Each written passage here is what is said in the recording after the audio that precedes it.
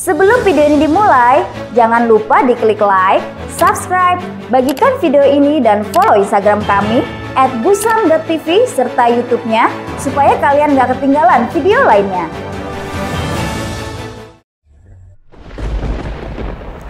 Part 1. Hantu wanita berwajah hancur. Siang hari itu aku dapat kabar kalau ada saudara aku yang meninggal. Ya, saudara aku tinggal berdekatan dengan desa aku. Kebetulan rumah saudara aku hanya 3 meter dari rel kereta api. Aku pun bergegas untuk membantu pemakaman saudaraku. Seperti biasa, pada umumnya setiap ada orang yang meninggal, pasti diadakan pengajian. Di pengajian itu aku mewakili bapak aku yang sibuk bekerja. Pengajian itu diadakan setiap habis Isya sekitar jam 8-an, dan aku pun membantu dalam persiapan pengajian tersebut. Terkadang aku pun harus pulang malam. Aku gak bisa nginep karena aku besoknya kuliah.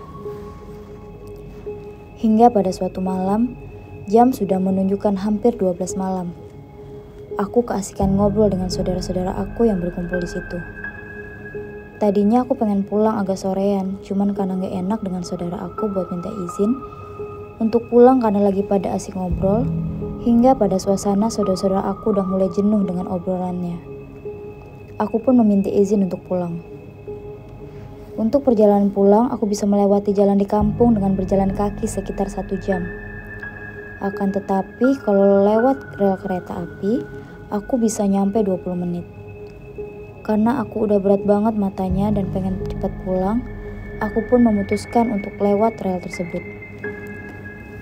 Sebenarnya aku udah terbiasa melewati jalan rel tersebut, walaupun hanya terkadang pada sore hari ataupun siang hari.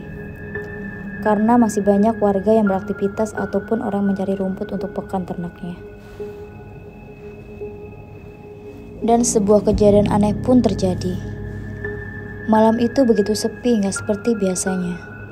Karena mungkin sudah larut malam. Ditambah lagi dinginnya malam itu, aku sedikit merasakan takut. Hanya suara jangkrik yang menemani langkah aku jalan kaki. Hingga akhirnya di tengah perjalanan pulang, aku melihat seorang wanita yang jongkok dengan rambut terurai dan kepala menunduk. Aku gak terlalu ngamatin. Pada waktu itu aku hanya berpikir mungkin itu warga kampung yang BAB di sekitar rel. Karena hampir warga di sana gak punya WC kan.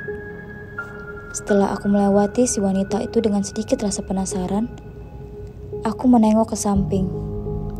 Aku dengan si wanita itu hanya berjarak sekitar 3 meteran. Sepertinya aku gak kenal, tapi kayak gak asing, bisik dalam hati aku. Biasa dalam berjalan di rel kereta api, aku harus selalu waspada menengok ke belakang karena takutnya ada kereta api yang lewat.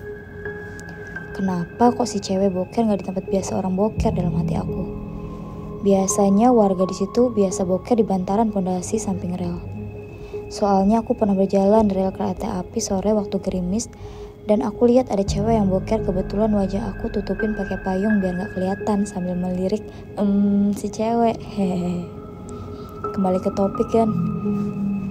Setelah aku menengok, si wanita itu masih di tempat dia jongkok, tapi sedikit mengangkat badannya. Dan aku pun dengan pandangan tajam melihat badan dia. Baju itu kayak aku pernah lihat dalam hati aku. Baru setelah aku berjalan kurang lebih 5 meteran, aku coba tengok lagi sambil menengok belakang rel, mungkin aja ada kereta api yang lewat. Ternyata si cewek itu mengangkat wajahnya dengan agak sedikit membusungkan dadanya. Apa yang aku lihat adalah wajah dengan penuh darah, rusak, mata yang hampir keluar, dan kaki si wanita itu gak ada kan. Setelah itu badan aku seperti kayak gak ada tulangnya. Jantung aku kayak mau copot, lemes dan sangat berat buat aku untuk melangkah apalagi lari. Dan akhirnya dengan sisa tenaga dan yang tadinya mata berat banget karena ngantuk jadi melotot kayak ikan koki. Dengan langkah susah payah sampailah aku di tempat dimana jalan menuju desa rumah aku.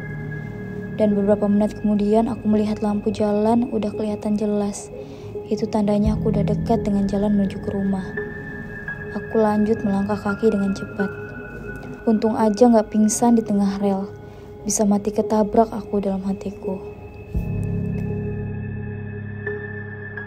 Setelah aku sampai ke rumah, tetap aja kejadian itu masih teringat jelas di pikiran aku. Hingga pada akhirnya aku ingat kalau itu cewek ternyata korban kecelakaan yang belum lama. Aku baru ingat si wanita itu korban kecelakaan kereta api dengan kaki putus dan wajah yang rusak. Kebetulan aku yang menolong si wanita tersebut. Pada waktu kecelakaan itu aku ngumpulin batok kepalanya sampai mata kakinya yang lepas. Dan beberapa bagian lainnya. Besok malamnya pun aku tetap ikut dalam pengajian saudara aku. Dalam perjalanan pulang, aku pun gak terlalu takut karena adik aku ikut dalam pengajian untuk menemani aku. Tapi kejadian yang aku alami kemarin malah muncul kembali. Dan ini lebih serem lagi karena gak hanya penampakan wajahnya saja, tapi juga suara dari sosok penampakan si wanita berwajah rusak itu.